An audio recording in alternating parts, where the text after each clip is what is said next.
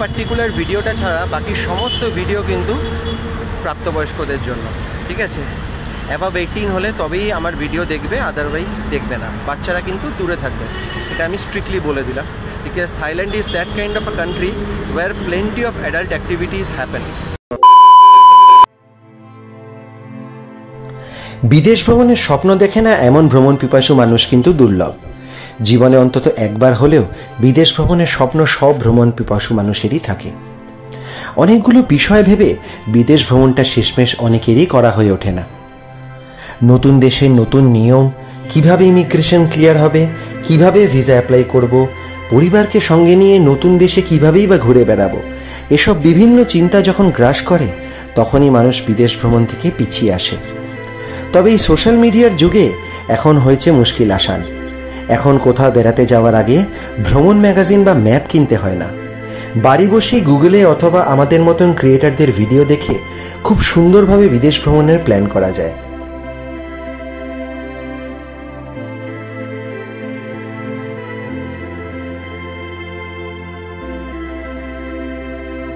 গোটা পৃথিবী জুড়ে 195টি মতন দেশ আছে, আর তার মধ্যে থেকে যদি এমন কিছু দেশ বেছে নিতে হয় যেখানে ভারতীয় হিসেবে ঘুরে বেড়ানো খুবই সহজ, তাহলে প্রথম সারিতে যেই দেশগুলো থাকবে তার মধ্যে থাইল্যান্ড অন্যতম।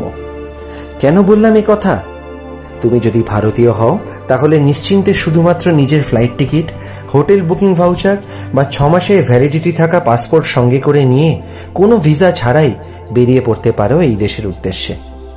খাবার বা ভাষাগত সমস্যাও কিন্তু তেমন একটা নেই এই দেশে ঘুরে বেড়াতে গেলে। তাহলে আর দেরি কিসের? একটু টাকা জমিয়ে বেরিয়ে পড়ো বিদেশ ভ্রমণের এই স্বপ্ন পূরণ করতে। আর এই সিরিজের ভিডিওগুলি প্রাপ্তবয়স্কদের জন্য। আমার ক্ষুদে দর্শক বন্ধুদের দূরে থাকার অনুরোধ রইল।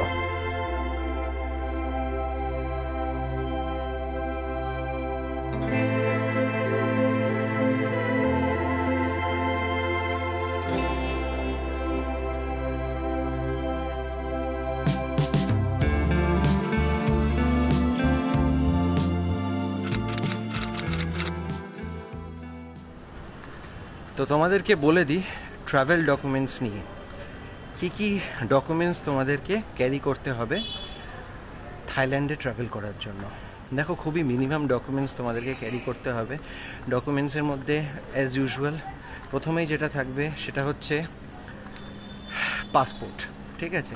যার মিনিমাম 6 মাসের ভ্যালিডিটি এখনও পর্যন্ত রয়েছে, সেই পাসপোর্ট তোমাদেরকে কিন্তু সঙ্গে রাখতে হবে।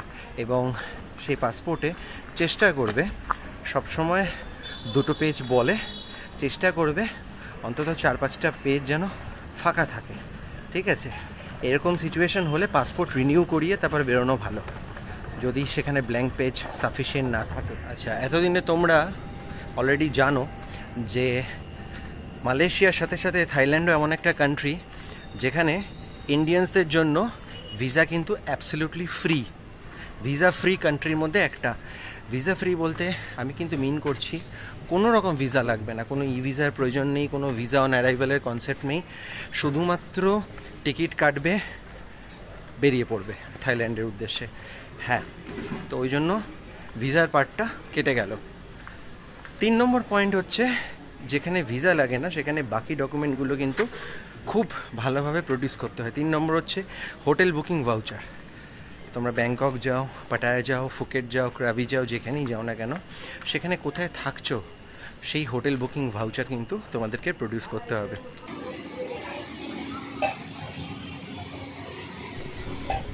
নেক্সট 4 নম্বর পয়েন্ট, সেটা হচ্ছে 2-ওয়ে ফ্লাইট টিকিটস, ঠিক আছে? 2-ওয়ে ফ্লাইট টিকিটস তোমাদেরকে প্রডিউস করতে হবে।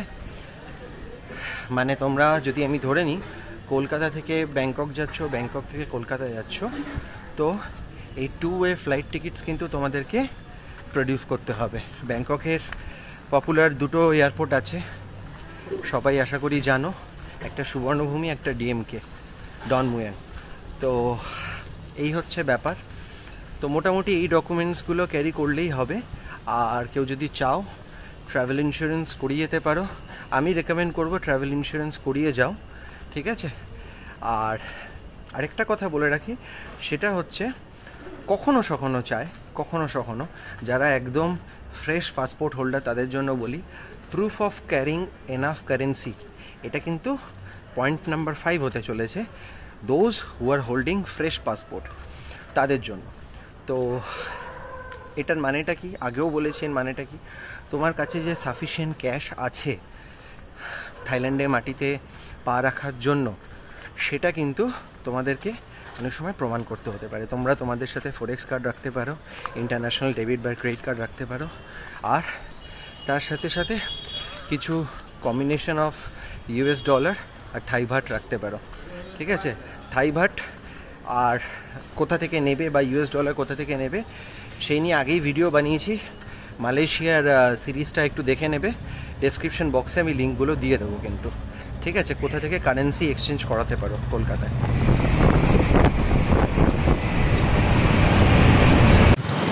Good morning. Today I'm heading to Thailand. Had a wonderful time in Vietnam.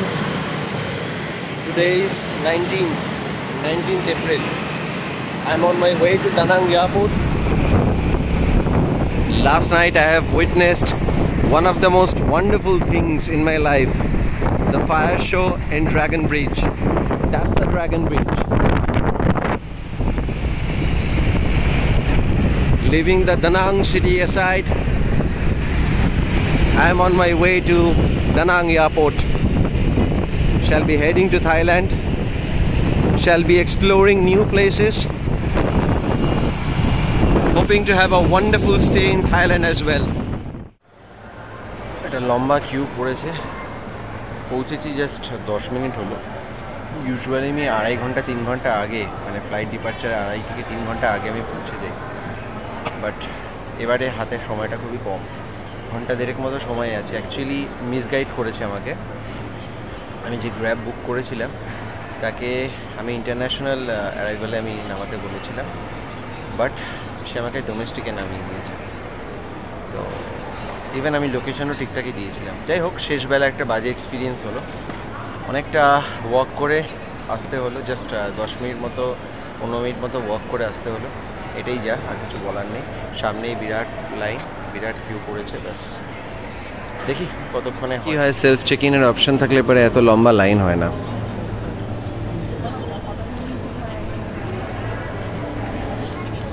Air Asia FD635, ঠিক আছে, এই হচ্ছে আমার ফ্লাইট নাম্বার। এয়ার এশিয়াতে এগেন ট্রাভেল করছি। এবারে সবই এয়ার এশিয়া, কি কুক্ষণে যে এয়ার এশিয়া বুক করেছি সে আমিই জানি। যাই হোক, তো 9:35-এ শিডিউল ডিপার্চার আছে ফ্রম দা নাং ইন্টারন্যাশনাল এয়ারপোর্ট। আর ব্যাংককে গিয়ে পৌঁছাবে, ব্যাংককের সুবর্ণভূমি না কিন্তু ডিএমকে যে ইন্টারন্যাশনাল এয়ারপোর্ট আছে, সেই ডিএমকে ইন্টারন্যাশনাল এয়ারপোর্টে পৌঁছাবে 11:15-তে। এই হচ্ছে ফ্লাইটের ডিটেলস, তোমাদেরকে জানিয়ে দিলাম। এখনও পর্যন্ত লম্বা লাইন, মোটামুটি 15 মিনিট হয়ে গেল এই লাইনে দাঁড়িয়ে আছি। কাউন্টার নাম্বার 49 থেকে 51 Air Asia. You know, that's what I don't like about travelling by flight.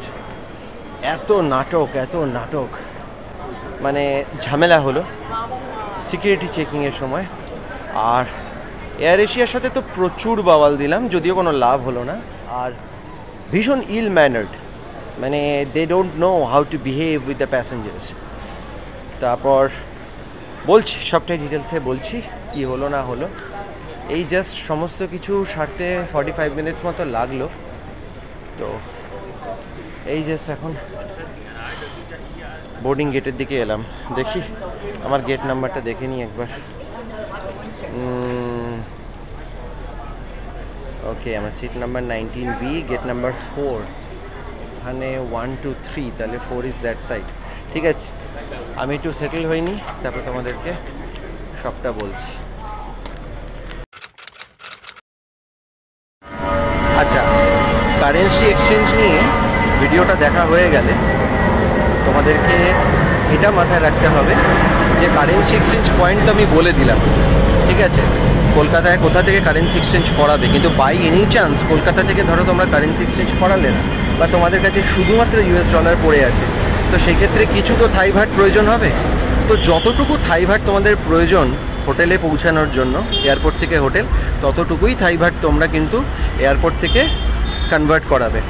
Otherwise তোমরা কিন্তু ব্যাংককের যে মেইন জায়গা, ব্যাংককের যে সিটি সেন্টার খাওসাং রোড, সেই খাওসাং রোডের বিভিন্ন জায়গা আমি তোমাদেরকে ভিডিওতে দেখিয়েছি বা দেখাবো, ঠিক আছে? মানে এর পরের আপকামিং সিরিজগুলোতে আসবে, তো সেই সব জায়গায় যাবে।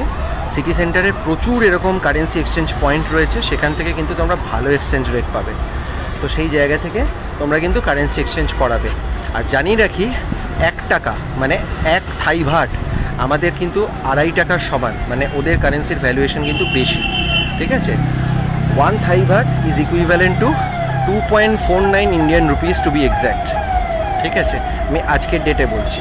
গেট নাম্বার 4টা আবার হঠাৎ করে নিচে, 1 2 3 ওপরে আর 5 থেকে আবার ওপরে ওই দাঁড়িয়ে আছে প্যাথেটিক এয়ারলাইন্স, ওই যে এয়ার এশিয়া, জঘন্য, সত্যি জঘন্য। এখানে কিছুটা বলি, সেটা হচ্ছে এখানে যারা যারা কাউন্টারে থাকে তাদের বিন্দুমাত্র প্রোডাক্ট নলেজ নেই, ঠিক আছে? বিন্দুমাত্র নেই, মানে আমি কতক্ষণে বলবো সেটা ভাবছি তোমাদেরকে। জীবনে কোনো দিন এয়ার এশিয়া আসবে না, 2 পয়সা বেশি দিয়ে অন্য এয়ারলাইন্সে ট্রাভেল করবে, ঠিক আছে? এয়ার এশিয়ার ফ্লাইট যেমন একটু সস্তা হয়, একটু কম পয়সার হয়, তো ভীষণ ভীষণ ঝামেলা, ভীষণ হ্যাসেল, ঠিক আছে? হ্যাসেল ফ্রি যদি ট্রাভেল করতে চাও, জীবনে এয়ার এশিয়া আসবে না। বাকি কথা বলছি আমি তোমাদেরকে। আচ্ছা, 9:08 থেকে বোর্ডিং স্টার্ট হয়েছে, 9:35-এ ফ্লাইট। বলছি আমি ফ্লাইটে বসে আমি বলছি সব ডিটেলসটা। সকাল থেকে শুধু লাইন আর লাইন দিয়ে যাচ্ছি। সিকিউরিটি চেকিংয়ের সময় যেটা হলো সেটা হচ্ছে, এতগুলো ফ্লাইটে অলরেডি ট্রাভেল করে এলাম, কোথাও কোনো সমস্যা হলো না। হঠাৎ করে জল ফেলে দিল, ঠিক আছে, জলটা ফেলেই দেয়, সেটা ঠিক আছে, অসুবিধা নেই। আমার দামি সানস্ক্রিন লোশনটা ওটাকেও ফেলে দিল, ঠিক আছে? আমি বললাম যে I never envisaged any issues pertaining to this. I have always been carrying sunscreen lotion. তো বাট তারা যেটা ভাববে তারা তো সেটাই করবে। এই জন্য ইন্ডিয়ার মধ্যে আমি কখনোই ফ্লাইটে ট্রাভেল করতে পছন্দ করি না হাতে সময় থাকলে। তো কারণ অনেক নাটক, এর থেকে ট্রেনে ট্রাভেল করা অনেক অনেক ভালো, ঠিক আছে? এত নাটক ভালো লাগে না, এত নাটক পোষায় না। আমি মাঝে মধ্যে যেই প্রিমিয়াম ক্লাসে ট্রাভেল করি, আরামসে তাতে ফ্লাইটে ট্রাভেল করা যায়, কিন্তু আমি তাও করি না। এটা একটা কারণ, ভালো লাগে না। এমনি ফ্লাইটে জার্নি আমার ভালো লাগে না, তার মধ্যে এটা একটা কারণ। এরপরে যখন কেবিন ক্রুরা দাঁত কেলিয়ে, আমি এই ভাষাই বলছি, এরপরে যখন কেবিন ক্রুরা দাঁত কেলিয়ে উইশ করে গুড মর্নিং, গুড আফটারনুন, মাথাটা প্রচণ্ড গরম হয়ে যায়, বিভৎস গরম হয়ে যায়। เก็บสัมภาระใบใหญ่เช่นกระเป๋าลากไว้ในช่องเก็บสัมภาระเหนือศีรษะและเก็บสัมภาระใบเล็กเช่นกระเป๋าโน้ตบุ๊กกระเป๋าสะพายใบเล็ก আচ্ছা, এরপর বলবো সিম নিয়ে কথা। আচ্ছা, সিম কিন্তু তোমরা সবাই জানো যে এই 3টে কান্ট্রির জন্য আমি কিন্তু কোনো সিম তুলিনি। তো তোমরা চাইলে 7-Eleven স্টোর থেকে সিম তুলতে পারো, এয়ারপোর্টে ওয়াইফাই পেয়ে যাবে, ফ্রি ওয়াইফাই, কাজে ক্যাব বুক করতে কোনো অসুবিধা হবে না। সিমও বলবো এয়ারপোর্ট থেকে তুলবে না, 7-Eleven স্টোরে চলে যাবে, সেখান থেকে ভালো রেটে কিন্তু সিম পেয়ে যাবে। আমি কলকাতা থেকে আসার সময় জিওর একটা রিচার্জ করে নিয়েছিলাম ইন্টারন্যাশনাল রোমিংওয়ালা, যেটা ডিটেলসও আমি ওই মালয়েশিয়ার ভিডিওতে আমি বলেছি। তো তোমরা চাইলে ওই ভিডিওটা চেক আউট করে নিতে পারো। ওই ভিডিওটাতে সমস্ত রকম ইনফরমেশান কিন্তু দেওয়া আছে সিম রিলেটেড, মানে আমি কি কোন প্ল্যান নিয়েছিলাম না নিয়েছিলাম সব ইনফরমেশান কিন্তু সেখানে পেয়ে যাবে। আর তোমাদেরকে একটা জিনিসই রেকমেন্ড করব, যে খুব দরকার না হলে, দরকার হবেই না কারণ ওয়াইফাই থাকবে, তোমরা একেবারে 7-Eleven স্টোর থেকে সিম কিন্তু পারচেস করবে। টায়ার্ড হয়ে গেছে আজকে, সকাল থেকে বড্ড ভাদ্দর হয়ে যাচ্ছে, ভালো লাগছে না। প্রথমে ডোমেস্টিকে নামিয়ে দিল, ইন্টারন্যাশনাল অবধি ওয়াক করে যেতে হলো, তারপরে এরকম এক্সপিরিয়েন্স। তো আমাদেরকে জানাই মোটামুটি 15 থেকে 20 মিনিট মতো আমি কাইন্ড অফ ঝগড়াই করেছি বলতে পারো এয়ার এশিয়ার যিনি ওখানে কাউন্টারে ম্যানেজার ছিলেন তার সাথে। ঠিক আছে, একজন লেডির সাথে ওভাবে কথা বলতে ভালো লাগে না, বাট কিছু করার নেই। She was very rude, she was reluctant to help, তো কিছু বলার নেই। I had really no choice. তো আমি ওভাবেই কথা বললাম, বাট তাদের কাছে কোনো প্রোডাক্ট নলেজ নেই যে আমার ব্যাগেজ পেতে দেরি হয়েছিল কুয়ালালামপুর থেকে, তাতে আমি কম্পেনসেশন পাইনি, যেটা ওরা প্রমিস করেছিল সেই ব্যাপারে আমি বললাম, সেই নিয়ে ওরা হেল্প করতে পারলো না। ওদের কাছে কোনো কমপ্লেন মেল আইডি নেই, যে কমপ্লেন মেল আইডিতে মেল করলে আমি রিপ্লাই পাবো এবং প্রপার অ্যাসিস্ট্যান্স পাবো। তারপরে কি হলো, আমার ফ্লাইটটা রিশিডিউল হয়ে গেল। ব্যাংকক থেকে আমার যাওয়ার আছে পেনাং, সেই ফ্লাইটটা দুম করে রিশিডিউল হয়ে গেল। তাহলে কি হলো, পেনাংয়ে আমার স্টেটা যেটা ছিল একদিনের স্টে, সেটা আমি আর করতে পারবো না, সেটাও গেল নষ্ট হয়ে। সেই নিয়েও তাদের কিছু বলার নেই, মানে মুখের উপর বলে দিচ্ছে যে I don't belong to this department, I cannot help you out. আমি বলছি this is not my concern which department you belong to, I just want my service. I paid for my flight tickets. তো কিছু বলার নেই, আমার simply কিছু বলার নেই। মানে একটা কথাই বলবো, এয়ার এশিয়াতে জীবনে যাবে না, জীবনে যাবে না। Say no to Air Asia. They are giving pathetic service, pathetic experience. They are giving pathetic service. ให้สอดหูเข็มขัดเข้าด้วยกันปรับสายรัดให้แน่นโดยดึงที่สายรัดเข็มขัด To fasten, insert the metal tip into the buckle and tighten the belt by pulling on the buckle strap.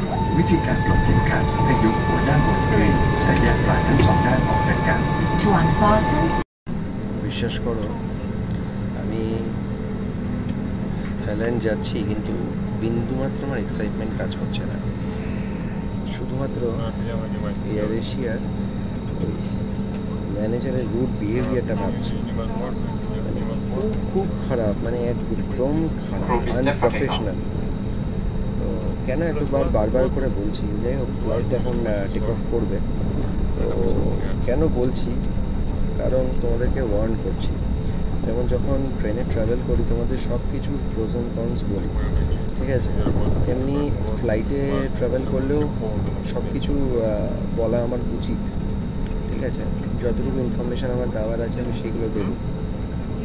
ইমিগ্রেশনে কিছুই ঝামেলা হলো না, এখান থেকে যে immigration clearance হলো সেখানে কিছুই ঝামেলা হলো না। সিম্পলি পাসপোর্ট নিল, বোর্ডিং পাস দেখলো, হোটেল টিকিট বাগেরাও কিছু চাইলো না, ওখানে চাইবে হয়তো, তো থাইল্যান্ডে গিয়ে। তো দেখা যাক, কিছুই ঝামেলা হলো না সেসব, একদম স্টেপ বাই স্টেপ সমস্ত কিছু হয়ে গেল। বোর্ডিং পাসটা নিলাম, বোর্ডিং পাসটা নিয়ে তারপর ইমিগ্রেশন ক্লিয়ারেন্স করলাম, তারপর সিকিউরিটি চেক করলাম, তাতে বেশি সময় লাগলো। কিন্তু আমি শুধু ভাবছি কত আনপ্রফেশনাল, শুধুমাত্র এটা ভাবছি যে একজন ম্যানেজারের বিহেভিয়ার এত খারাপ, মানে উইলিংনেস টু হেল্প যে ব্যাপারটা থাকে সেটা নেই, ঠিক আছে। She is not willing to help the passenger, she is always reluctant to help the passengers. তো যাই হোক, কিছু বলার নেই, এরা বারবার বেলতলায় যায় না, একবারই যায়। তো আচ্ছা, আরেকটা সমস্যা আছে আমার তো ফ্লাইট রিশিডিউল হয়ে গেছে। পেনাংয়ে আমার যাওয়ার ছিল, ব্যাংকক থেকে পেনাং যাওয়ার ছিল, সেই ফ্লাইটটাও রিশিডিউল হয়ে গেছে। ইভেন আমি সেটা নিয়েও কথা বললাম, সেটা নিয়েও কোনো কর্ণপাত নেই। ফ্লাইট রিশিডিউল হয়ে গেছে, তাতে আমি কম্পেনসেশন চাইছি, সেটা নিয়েও কোনো কর্ণপাত নেই। কী করবো না করবো আমি জানি না। এখন আমি গোয়াইবিবোতে কন্ট্যাক্ট করব, মেল করবো গোয়াইবিবোকে। গোয়াইবিবোর থ্রু আমি বুক করেছি, নেমে তারপর গোয়াইবিবোতে মেলামেলি যা করার করবো। আগে আমি হোটেলে পৌঁছাবো তারপর। আর মাথায় এত ধরেছে, চা খাওয়া খুব দরকার। টেক অফ করছে।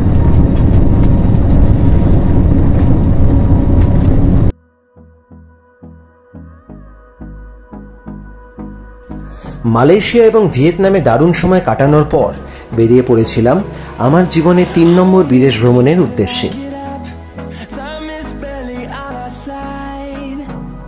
হাতে সময় খুবই কম, তাই পুরো থাইল্যান্ড এই সিরিজে ঘোরা সম্ভব হয়নি। তবে আশা করছি যেটুকু তোমাদের ঘুরিয়ে দেখাবো তাতে এই দেশের মানুষ, খাবার দাবার, খরচ এসব সম্পর্কে একটা প্রাথমিক ধারণা তোমরা পেয়েই যাবে।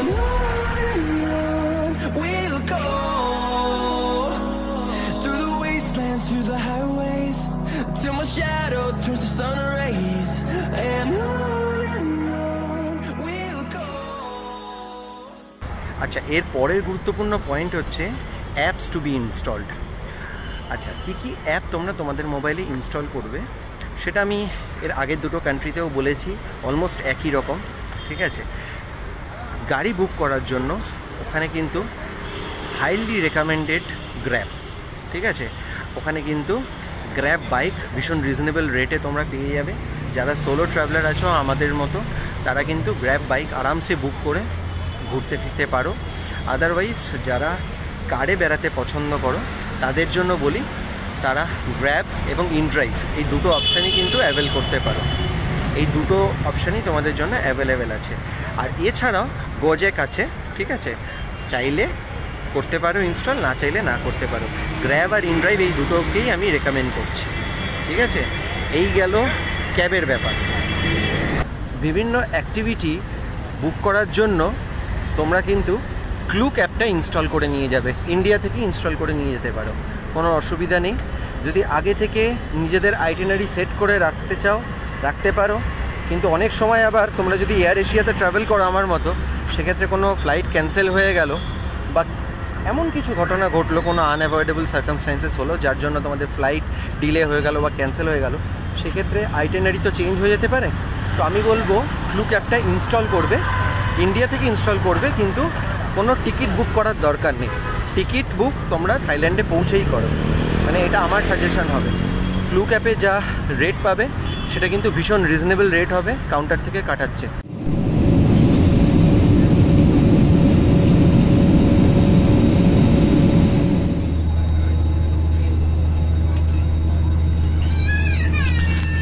লেগ স্পেস দেখো, কিছু বলার নেই, এত কম লেগ স্পেস। এই দিয়েছে, মেনু কার্ড দিয়েছে, ভাবলাম কিছু খাবো। ঠিক আছে, সবই তো ভাটে পেমেন্ট করতে হবে। আমার কাছে যদিও কিছু থাই ভাট আছে, বাট সেটা আবার ব্যাগেজের ভেতরে। দেখা যাক কী করি, ব্যাগ থেকে বার করতে হবে। তো আমি এইসব কারণের জন্য ইন্ডিয়া থেকে 1000 থাই ভাট নিয়ে এসেছিলাম, চেঞ্জ করিয়ে দিলাম। আর এই চা নিলাম, ইংলিশ টি। ঠিক আছে, 60 ভাত পড়লো, মানে ইন্ডিয়ান কারেন্সিতে 150 টাকা মতো।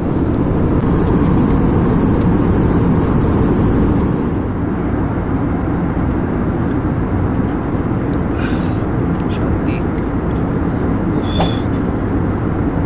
সকাল সকালে একটু গরম চা না পেলে ভালো লাগে না।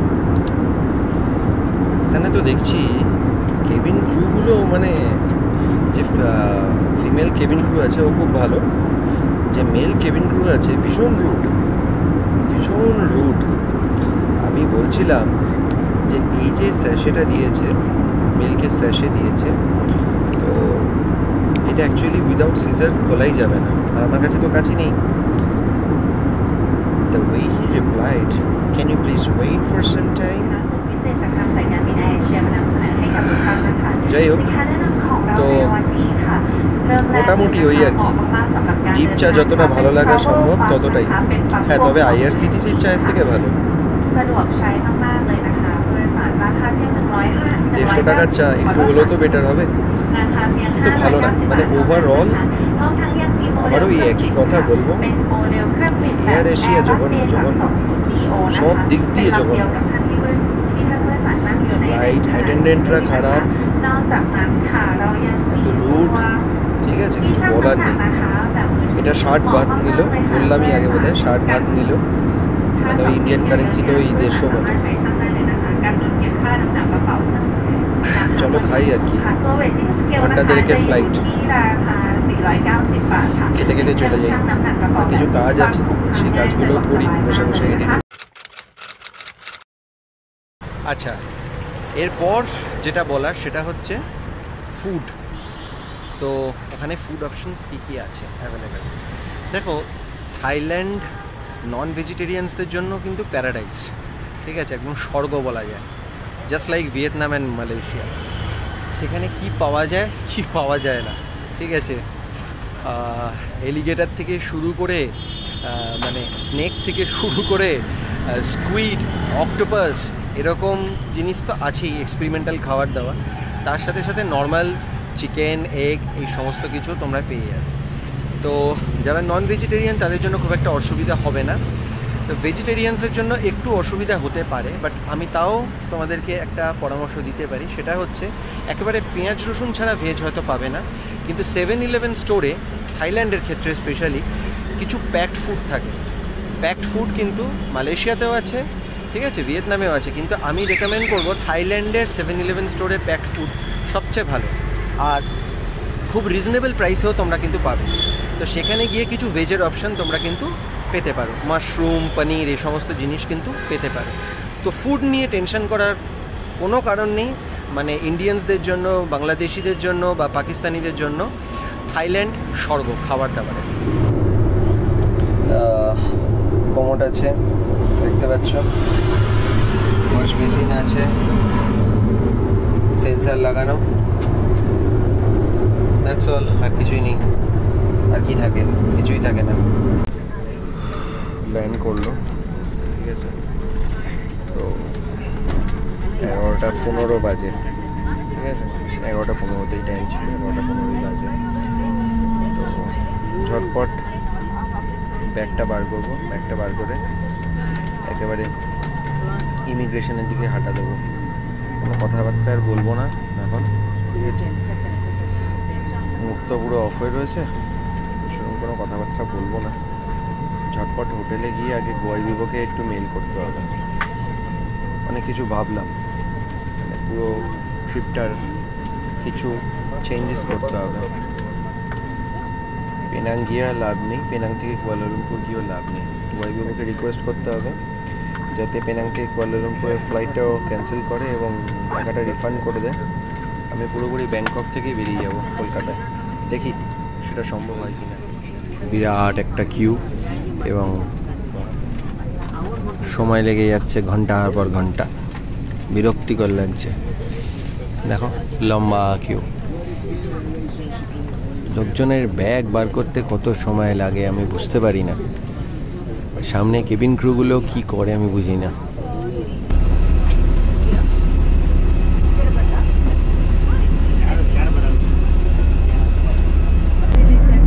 এয়ার এশিয়ার কাউন্টারে যারা বসে থাকে অ্যাটেন্ডেন্টগুলো এত মূর্খ কি বলবো, ইংলিশটাও বলতে পারে না।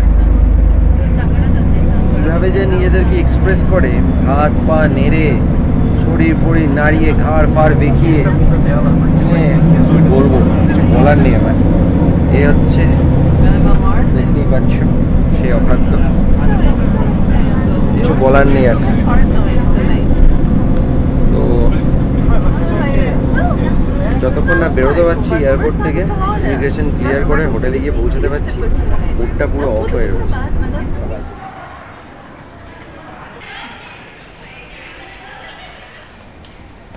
যাচ্ছি এখন এয়ারপোর্ট থেকে ডিরেক্ট বেরিয়ে যাব। এখান থেকে কারেন্সি নেওয়ার কোনো মানে হয় না, বাইরে থেকে করাবো।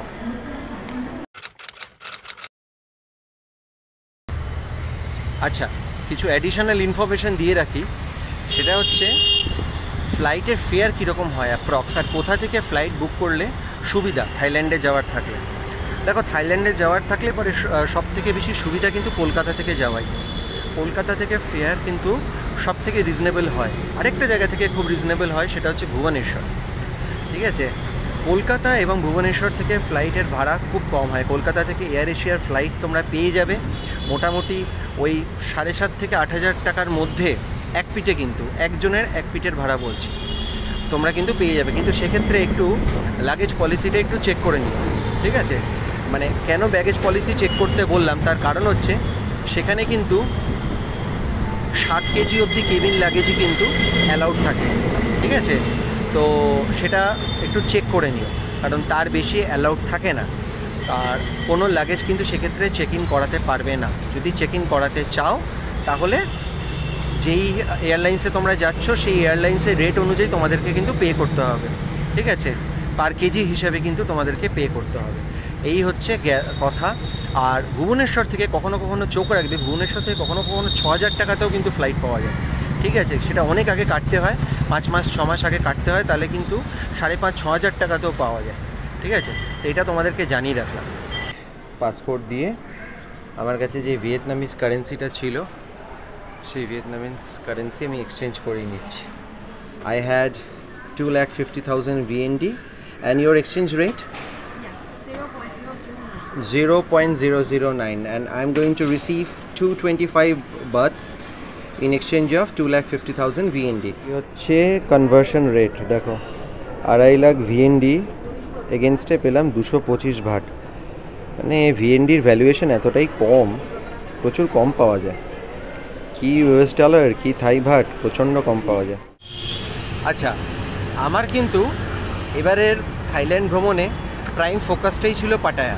ঠিক আছে, কারণ পাটায়ার নাম শুনলে অনেকে ভাবতে পারে অনেক অ্যাডাল্ট অ্যাক্টিভিটি হয়। ঠিক আছে, কিন্তু আমি তোমাদেরকে বলবো ওটাকে বাদ দিয়ে যদি তোমরা পাটায়া ভাবো, পাটায়াতে কিন্তু দর্শনীয় অনেক স্থান রয়েছে।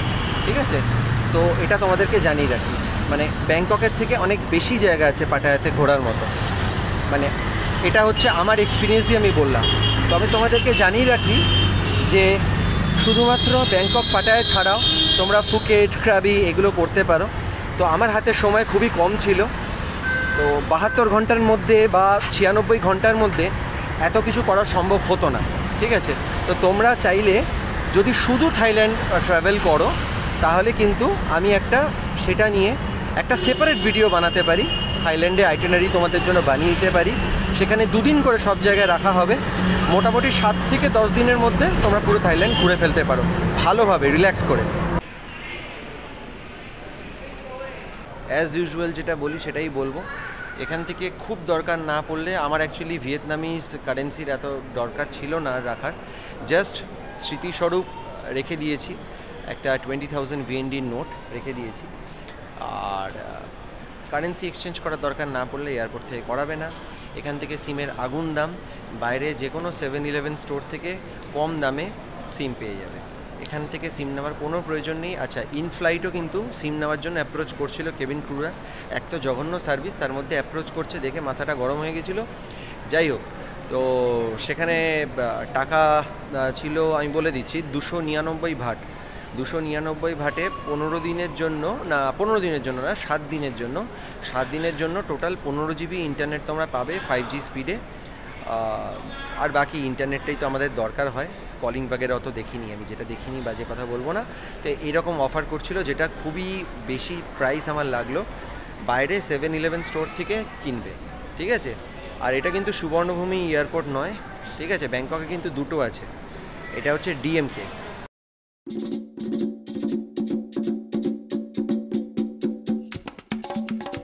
ভ্রমণপ্রিয় বাঙালির ভ্রমণ সঙ্গী আমি বং ক্রিয়েটার অরিত্র।